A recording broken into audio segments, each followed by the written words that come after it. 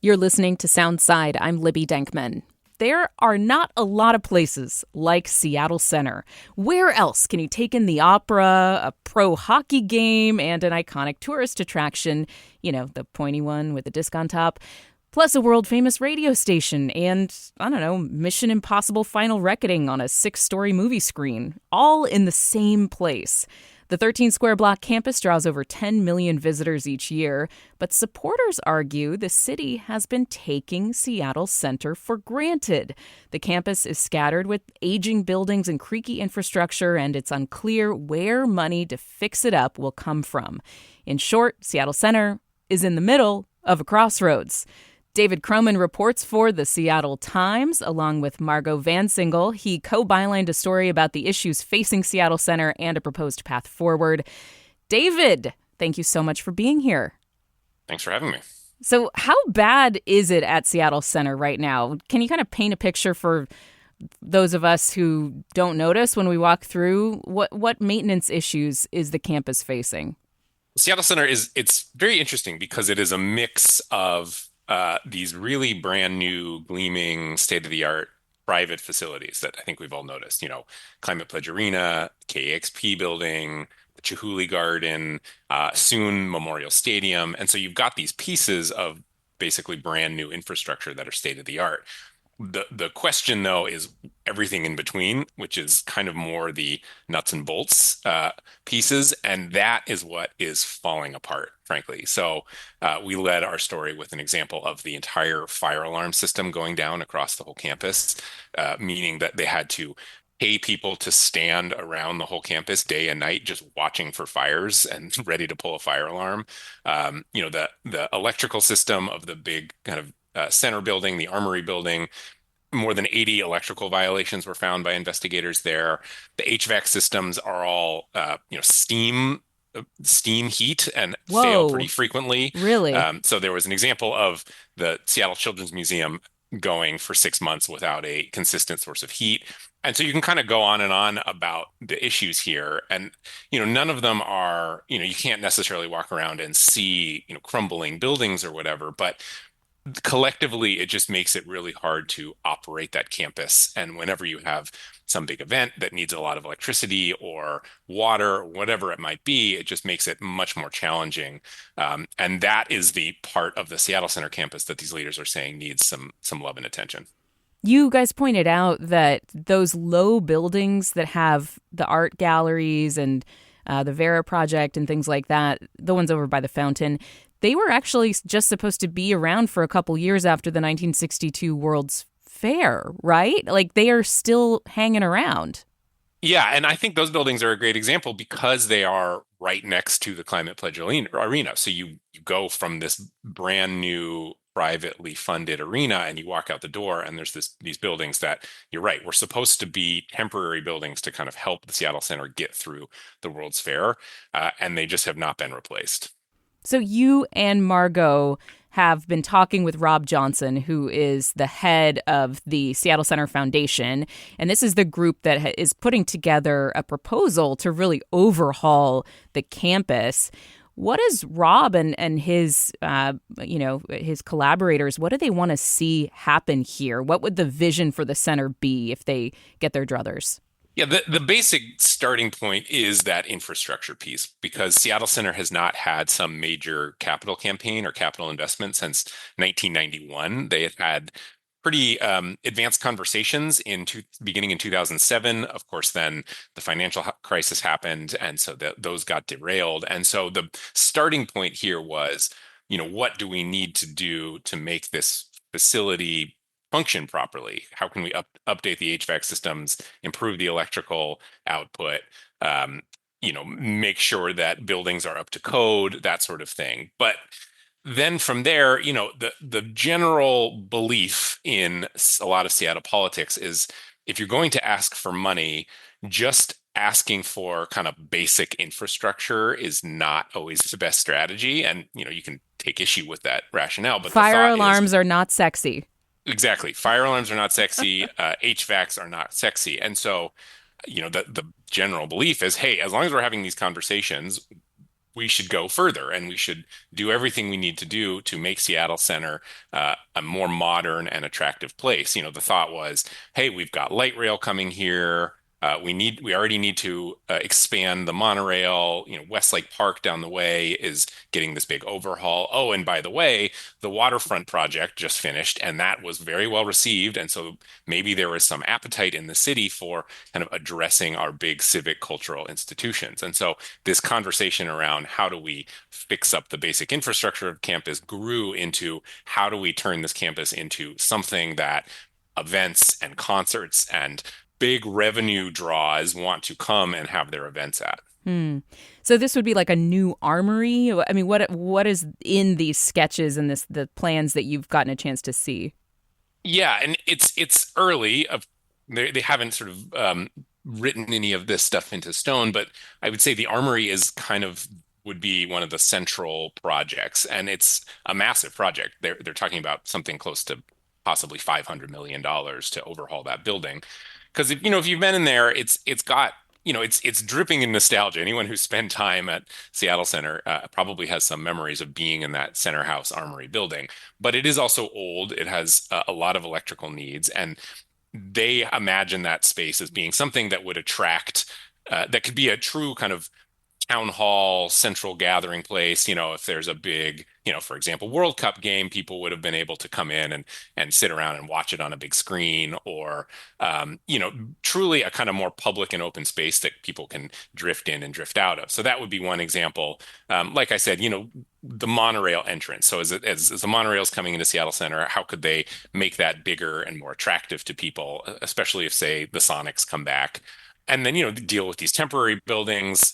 Part of this would be to actually fold the Pacific Science Center formally into Seattle Center, because right now that's technically separate from the rest of the campus. So, open up the Pacific Science Center space so that truly feels like part of the Seattle Center experience. So all fairly ambitious and, I will say, expensive goals that they're laying out here, but what they think people will want and could benefit from for Seattle Center. Would that mean the fountains at the Pacific Science Center would actually be filled? Because those sad empty fountains really get me every time I go by. Yes, exactly. It would because and those fountains, I mean, the cost to get those things working again is in tens of millions of dollars, something like $50 million. So it's a big investment. So yes, it would get those fountains working again. If you've been to the Pacific Science Center, it does feel a little bit precarious because you're walking through these paths and there's no barrier between you and the water below. So that is something that they want to figure out, is how you make sure people are not falling into the fountains. But then also, the thought would be you could take down the fencing and the gates that separate Pacific Science Center from the rest of the Seattle Center campus, and it truly kind of becomes part of the flow of the overall campus. On a school field trip in elementary school, my sister fell into one of those fountains when they used to be filled, and the Science Center had a set of sweats that they just had on hand for kids that would fall in because it happened so often. If you have sweats on hand, that's probably a sign that it's happening too often. It's happening too often, yeah. So this plan, this is an understatement, would be expensive, David. It would cost in the neighborhood of $1 billion. And this is where the story starts to intersect with city politics, your beat, because the Harrell administration seemed like they were more open to backing this idea for a property tax levy to raise that funding, significant amount of funding. Then what happened? I mean, now we have a new mayor who was elected. Katie Wilson won the election. What is the state of play when it comes to the politics around getting the center fixed up? Yeah, and I would say $1 billion is probably the minimum number. I would expect it would probably be so bigger that's than that. Conservative estimate. I see. That's a conservative estimate for what it would take. And so, you don't have conversations about spending $1 billion, probably of public dollars, without having at least some endorsement or backing from the mayor. And so that is why, in a lot of ways, these conversations around this major project began in the first place, is because Mayor Harrell said, "Hey, I'm in theory supportive of this. I support you kind of going down this path and coming up with a proposal." In fact, his wife, Joanne, was a member of the committee that was putting this proposal together, and he made at least one visit down there to talk with people about what they were coming up with. So the assumption among the people who were putting together this pitch was that they had a lot of really strong backing from the mayor and were hoping that that would lead to perhaps a property tax levy on the ballot in 2026. And the thought was at the beginning of this year, they would really kind of get into the brass tacks with the mayor's office around what exactly this proposal is going to look like. Of course, Mayor Bruce Harrell lost the election, and now you have Mayor Katie Wilson, who didn't win on a promise of, I'm going to do another major civic project like the waterfront. She won on a promise of, I'm going to build a lot of shelter and I'm going to try and make Seattle more affordable. And so it is this interesting position where she has to weigh her priorities and they have to make a pitch to this mayor who has called herself a socialist, and who has really emphasized homelessness and things like that, that being a mayor for a major civic institution like Seattle Center is important and should be a key part for legacy. They have some optimism because her deputy mayor, Brian Surratt, was a member of the commission that was putting together this proposal. He was on the board of the Seattle Center Foundation. So it's not like these conversations are necessarily dead, but she has to triage a lot of different priorities. And it's unclear to me that this one is going to be the one that necessarily rises to the top. What about all the private organizations that have a stake there? I mean, Amazon has the Climate Pledge Arena deal. Pacific Science Center is a private organization. The Space Needle is a private organization. I mean, what about private money? Yes, and there is going to be part of this whole push is something like they have a goal of raising $100 million separately from whatever kind of public dollars they might get. So that is part of the conversation. I think a lot of that would be in philanthropy, but that is an argument that some people made to us, including former Mayor Jenny Durkin, who I talked to for this story, argued that, if we all know and love Seattle Center, and it's this great thing that we should invest in, but she was very, very cautious about because property tax levies have continued to grow in this city, and the cost of paying property taxes for anybody who lives in Seattle is quite significant. And so she was cautioning, like, we support civic investment here, but don't be going to voters and saying, we need this so we can become a better business to attract more bumbershoot-like events or whatever. Because if that's your pitch, then it should be sort of a private path. The question is, can you find $1 billion in private investment for Seattle Center just to fix an HVAC system? I don't know. I mean, that's an open question. And so I think that is certainly still on the table, but there's a lot of tricky conversations that they have to have around what are the needs and what are the wants, and who's going to be funding what. So it's going to be potentially a pitch to say, okay, if we create this civic space that is like Millennium Park in Chicago, or there's some other examples of these, like Montreal. Yeah, Montreal has like an arts and cultural center that's also a park, that this is going to be worth it for a constituency, these Seattle voters who are already squeezed. Affordability is an issue. When you raise property taxes, it raises housing costs as well. That's going to be a tough sell. I mean, do these organizers, the Seattle Center Foundation and others, feel like they're back at square one at this point?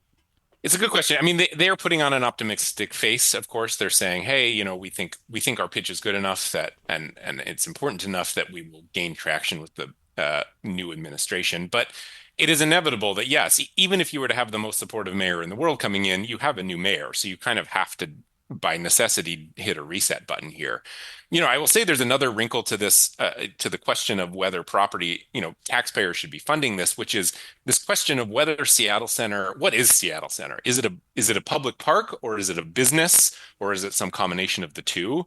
And that is where it gets a little interesting and in some ways confusing, because part of the pitch that they're making is, by investing in Seattle Center, we can become a more attractive venue. I mean, it's kind of a business pitch. It's almost more like what you hear from, say, a convention center or something like that, that by investing in this space, we can attract more, we can compete with all those other parks that you mentioned, then we can get big events to come here and get to a point where maybe we're actually generating enough revenue internally that we don't need as much city funding. But that is a much different pitch than, say, a parks district where we're doing it just purely for the public good.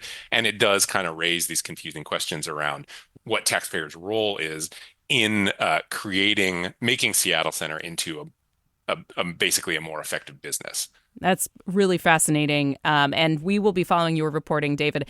My producer, Hans Anderson, really wanted to ask, though, if in these plans anybody has the proposal to bring back the Fun Forest, the old amusement park carnival situation in the Seattle Center. Is that part of the vision for the future of Seattle Center, David? I did not find Fun Forest in any of the internal documents. Really? But I think what they would say is by doing this, we could better plug in. Basically, we'd have better electrical reliability. And so therefore, our ability to bring on that small little roller coaster that kids used to ride Yeah. would be more solid. So I think they would say, yes, absolutely. This will allow us to do things like the Fun Forest again. I just heard a lot of voters perking up their ears at that. David Kroman, reporter at the Seattle Times, and the story was co-reported with Margo Vansynghel. Thank you so much, as usual, for being on the show, David. Thanks so much for having me. Thanks for listening to Soundside. Don't forget you can listen live on KUOW 94.9 Seattle at noon and 8 p.m. Monday through Thursday, or anytime right here online at KUOW.org, or, of course, on your favorite podcast app.